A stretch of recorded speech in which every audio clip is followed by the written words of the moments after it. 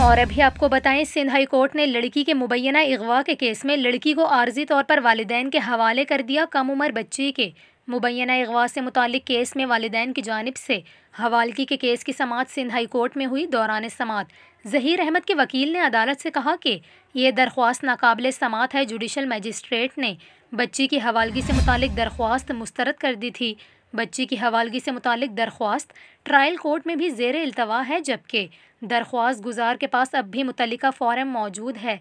वकील का मजीद कहना था कि वालिदैन की बच्ची से 5 मुलाकातें हो चुकी हैं। बच्ची से पूछ लेते हैं कि वो वालिदैन के पास जाना चाहती है या नहीं।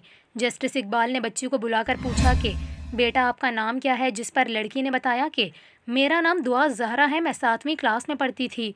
अदालत में मेरे माँ बाप और बहन मौजूद हैं, मैं वालिदैन के साथ जाना चाहती हूँ। सिंध हाई कोर्ट ने बच्ची को आर्जी तौर पर वालिदैन के साथ जाने की इजाज़त देते हुए कहा कि लड़की की मुस्तकिल हवालगी का फ़ैसला ट्रायल कोर्ट ने करना है।